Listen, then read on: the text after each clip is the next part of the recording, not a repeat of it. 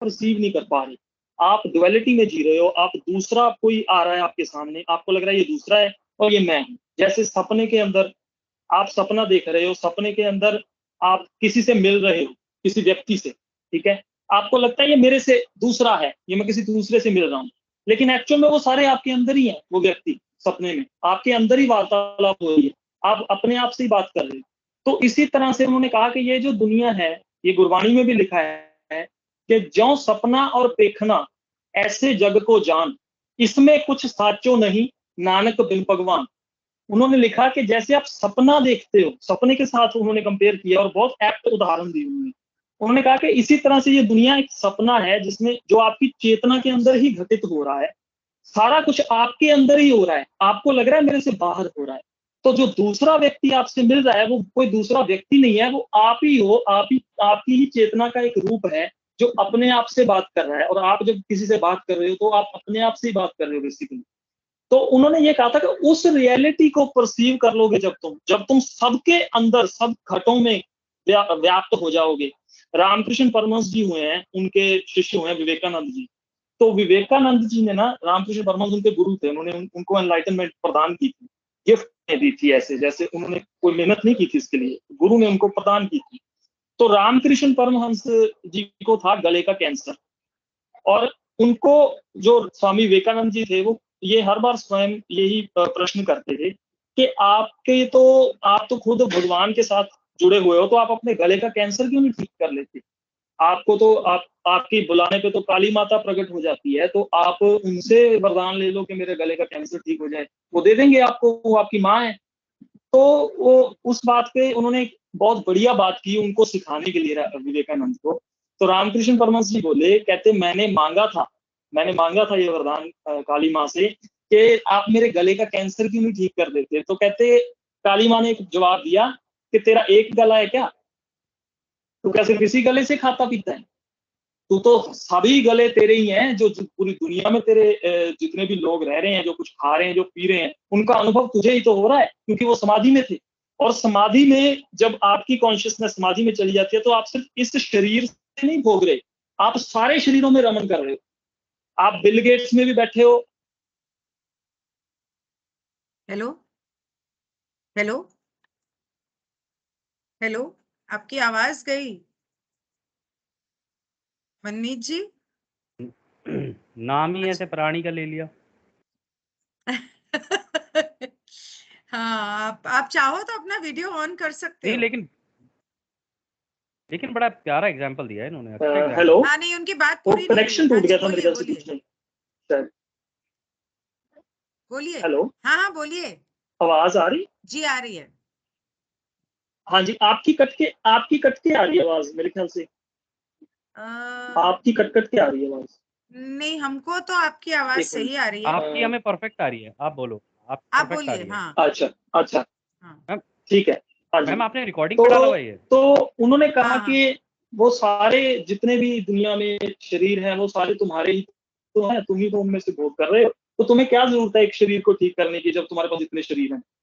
तो इस तरह से उन्होंने कहा कि जो समाधि का अनुभव होता है वो इंसान की जिंदगी चेंज कर देता है। वो स्वार्थी रह ही नहीं सकता तब, क्योंकि वो एक शरीर से बंधा नहीं रहता, वो सारे शरीरों में रमन कर रहा है। वो सभी देवताओं में, सभी असुरों में वो खुद को अनुभव कर रहा है। तभी कृष्ण ने कहा कि असुरों में मैं सर्वश्रेष्ठ असुर हूं और देवताओं में मैं सर्वश्रेष्ठ देवता हूं। मैं दोनों में एट ए टाइम रह रहा हूं। मेरे लिए द्वंद्व है ही नहीं, मेरे लिए युद्ध है ही नहीं। तो उन्होंने युद्ध का पार्ट ही नहीं बनना पसंद किया। वो कहते मैं युद्ध का पार्ट ही नहीं, मैं दोनों साइड की हेल्प कर रहा हूं, क्योंकि दोनों ही मेरे हैं, मेरी क्रिएशन है और मैं ही हूं दोनों, दूसरा है ही नहीं कोई। तो जो द्वंद्व है, जब तक आप द्वंद्व में हो तब तक आप डुअलिटी में हो, और जब ये द्वंद्व हो जाएगा तब आप लिबरेशन की ओर बढ़ना स्टार्ट कर दोगे। और इसीलिए इंसान का जन्म हुआ था। इसके अंदर दोनों गुण हैं, देवताओं के भी और असुरों के भी, क्योंकि इन दोनों के बीच में युद्ध रहता था, लेकिन सृष्टि के पार्ट थे दोनों, और दोनों का इक्विलिब्रियम बनना जरूरी था। तो उन्होंने इंसान पैदा किया। इंसान इस तरह से डिजाइन किया गया है कि ये दोनों को लिबरेशन की ओर लेके जा सकता है, देवताओं को भी और असुरों को भी। इन दोनों से ऊपर है इंसान। सभी ग्रंथों में लिखा है कि एंजल्स जो हैं, वो देवता जो हैं, वो तरसते हैं इंसान के शरीर को, कि हमें इंसान का शरीर मिल जाए और हम लिबरेशन की तरफ जा सकें। देवताओं के शरीर में लिबरेशन नहीं पॉसिबल, सिर्फ इंसान के शरीर में पॉसिबल है। ये इक्विलिब्रियम लेके आ सकता है अपने अंदर, समाधि अनुभव कर सकता है। तो इंसानी जन्म का जो धर्म है बेसिकली, वो ना तो सर्विस टू अदर्स है, ना ही सर्विस टू सेल्फ है। उसके पास दो ही ऑप्शंस हैं, सर्विस टू फॉल्स सेल्फ और service to real self. False self क्या है? फॉल्स सेल्फ ये है कि जो आप अभी अनुभव कर रहे हो, अपनी ईगो, आपको सिर्फ अपनी ईगो एक्सपीरियंस हो रही है, दूसरे की ईगो आप एक्सपीरियंस नहीं कर पा रहे। इसीलिए आप हमेशा अपने बारे में ही सोचते हो, नेचुरल टेंडेंसी है, जो भी आप एक्सपीरियंस करते हो आपकी सोच उसी तरफ जाएगी। स्टेट है ह्यूमैनिटी की, उसमें हर कोई सिर्फ अपनी अपनी ईगो एक्सपीरियंस कर पा रहा है। अब मुझे गिनी अनेजा जी की ईगो नहीं फील हो रही, गिनी अनेजा जी को मुझे नहीं हो, मेरी नहीं हो रही होगी। और इसी तरह से जितने भी लोग हैं, वो चाहे बाहर से हम कनेक्टेड हैं लेकिन अंदर से हम सेपरेट हैं, बिकॉज हमारी ईगो जो है वो सेपरेटेड है। वो उस वेल की वजह से सेपरेट है, जो वेल की बात की है लॉ ऑफ वन में, कि जो भुला देती है हमारी असली पहचान को हमसे। हम असल में तो सब एक ही है, हम जो है वो हम नहीं है, हम मैं ही है। लेकिन वो मैं जो है वो उससे हम टूट के अलग मैं में आ गए हैं, जो हमें सेपरेटनेस का अनुभव करवा रही है। तो वो जो वेल है, वो वेल जो थी उसकी वजह से ये दो पार्ट्स बन गए, सर्विस टू अदर्स और सर्विस टू सेल्फ। लेकिन ये दोनों ही पाथ आपको इसी डेंसिटी में घुमाए रखेंगे, इसी डेंसिटी में घुमा के रखेंगे। ज्यादा से ज्यादा आप सर्विस टू अदर्स करके देवताओं के पद तक पहुंच सकते हो, आप 7वें आसमान तक पहुंच सकते हो, जिसको कहा है कि 6th डेंसिटी या 7th डेंसिटी तक आप पहुंच सकते हो। लेकिन वहां से फिर से आपको वापस इंसानी जन्म में आना पड़ेगा, क्योंकि जब तक आप पूर्ण लिबरेशन नहीं प्राप्त कर लेते, जिसको कहते हैं समाधि, जिसको कहते हैं कि आप हर किसी को अपने अंदर अनुभव नहीं कर लेते जब तक, तब तक आपको वापस आना ही पड़ेगा।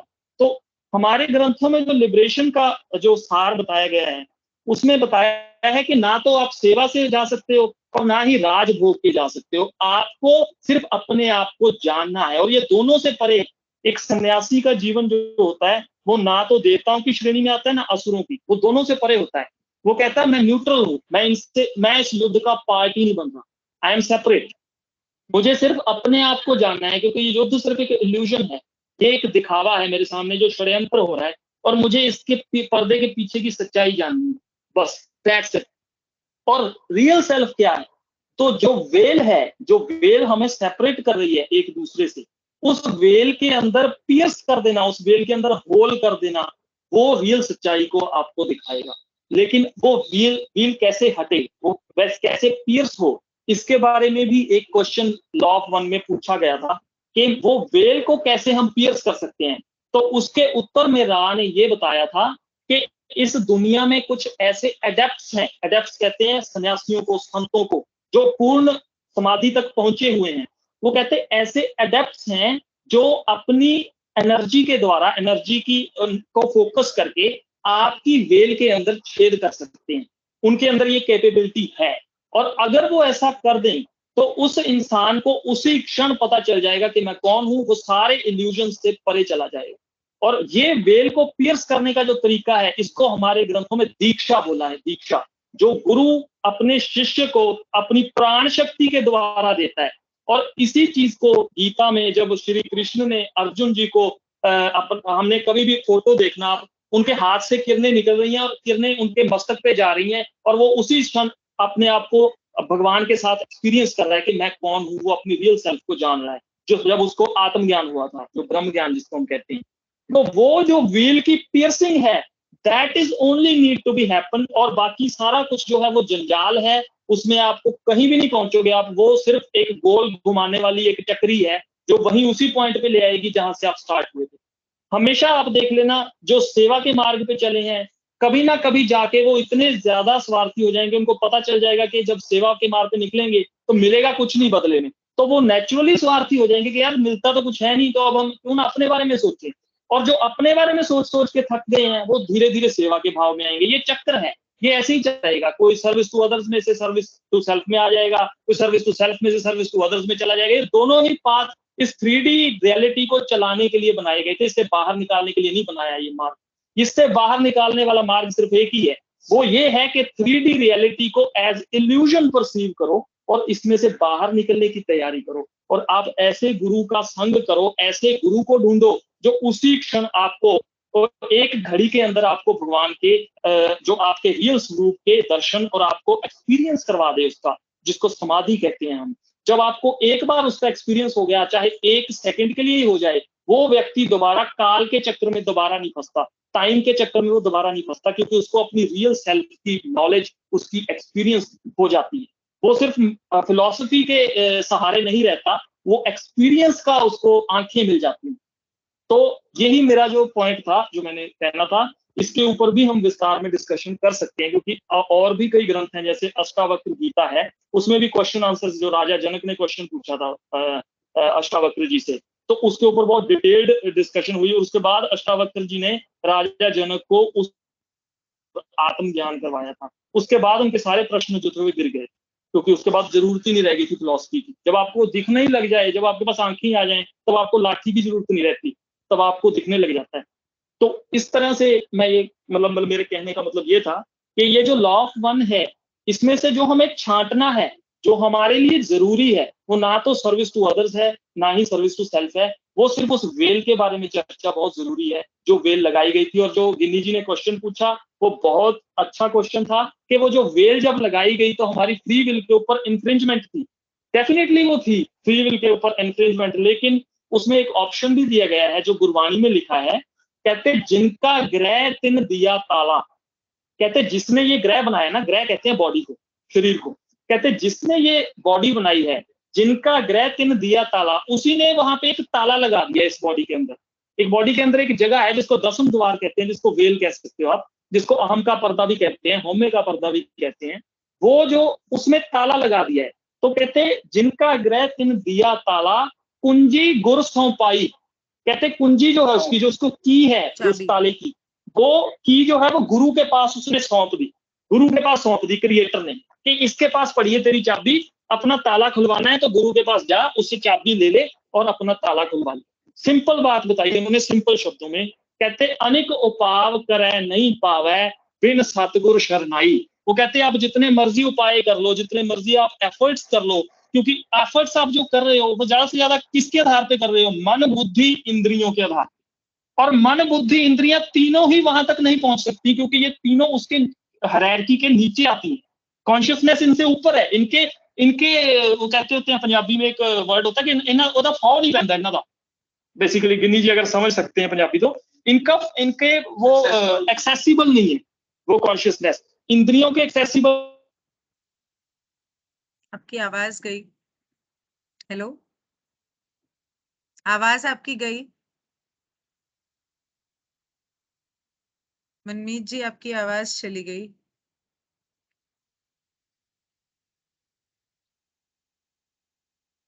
हेलो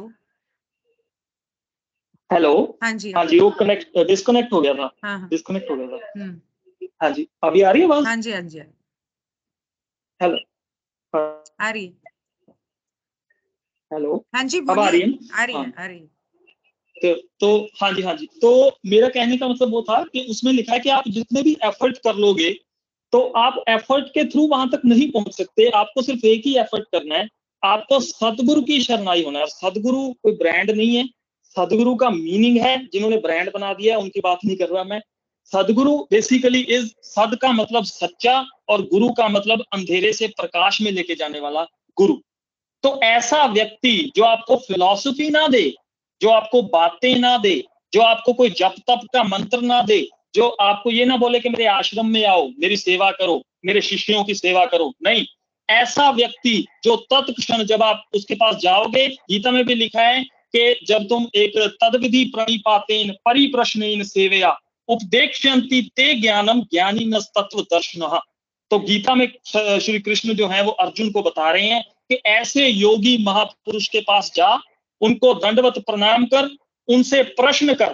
प्रश्न करने पे पहले तो वो तुझे उत्तर देंगे, उसके बाद तुझे उस तत्व का दर्शन करवाएंगे। उन्होंने स्पष्ट लिखा है कि वो फिलोसफिकल बातें नहीं करेंगे, सिर्फ वो आपको एनलाइटनमेंट का एक्सपीरियंस करवाएंगे। और वही गुरु सच्चा है जो एक्सपीरियंस करवाता है। जो दूसरे गुरु हैं जो फिलोसफी झाड़ रहे हैं, या आपको अंदर लाइट दिखा दी, लाइट भी दिखा दी तो भी आपकी कॉन्शियसनेस दूसरों की कॉन्शियसनेस एक तो नहीं ना हुई। आपने एक लाइट देख ली, लाइट देखने से क्या हो जाएगा? आप अभी भी सेपरेट हो, आप अभी भी सेपरेटनेस का अनुभव कर रहे हो। आपने एक ऑब्जेक्ट देखा है, आपने अपने आप को नहीं देखा। तो अपने आप को जानना है। वो कहते हैं अहम ब्रह्मास्मि। जब तक आप पूरे यूनिवर्स को अपने अंदर एक्सपीरियंस नहीं कर लेते कि ये मैं हूं, पूरा यूनिवर्स मैं हूं, तब तक आपके पास एनलाइटनमेंट नहीं आई। और यही एक्सपीरियंस को आपने एक कसौटी लेके चलना है। जब तक ये एक्सपीरियंस ना हो जाए, किसी के बहकावे में नहीं आना। कोई देवी देवता आ जाए, कोई शंकर भगवान भी खुद उतर के आ जाए आपके सामने, उसकी बात नहीं सुननी। आपको इसी बात पे अटल रहना है कि मेरा जो जन्म सिद्ध अधिकार है, जो वो समाधि है, मुझे सिर्फ वही एक्सपीरियंस करना है, कोई और वरदान मुझे नहीं चाहिए। तो वही व्यक्ति जो अपने विवेक से टूल एक्सपीरियंस को कसौटी लेके और ऐसे गुरु की खोज में रहेगा, उसको हमेशा सच्चाई का रास्ता मिलता रहेगा और वो आगे आगे बढ़ता रहेगा। और ये डेंसिटीज उसके लिए अपने आप खुलती रहेंगी।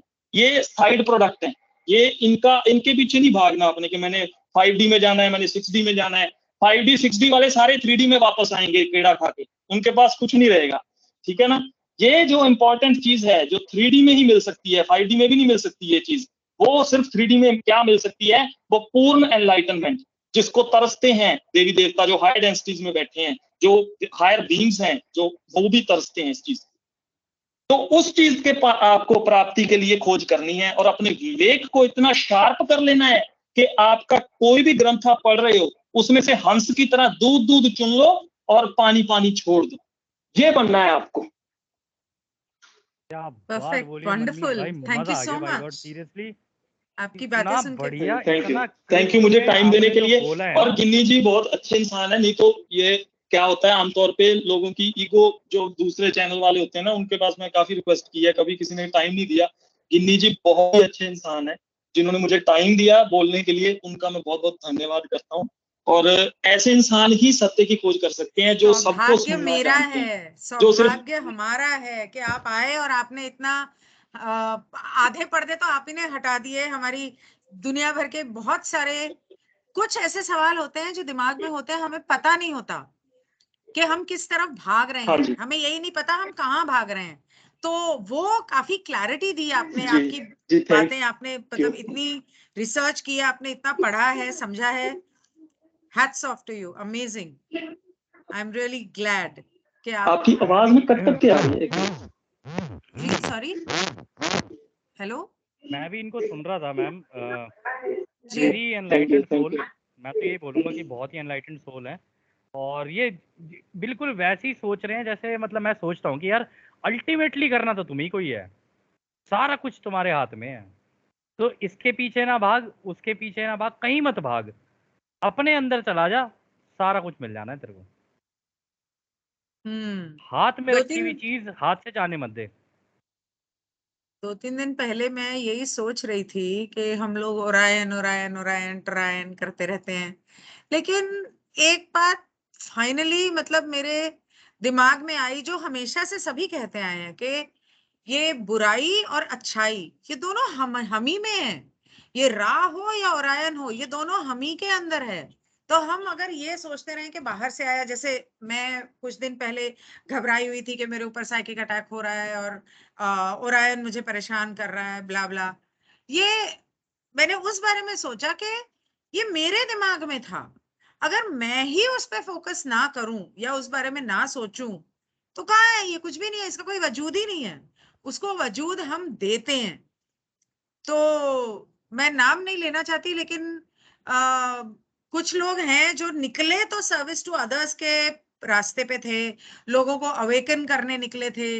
लेकिन यही ईगो जिसके बारे में मनमीत जी ने अभी बात की, ईगो आ जाने की वजह से अचानक उनके अंदर ऐसा बदलाव आया कि ऐसे लगता है कि वो पूरे ही ओरायन से घिर गए हैं।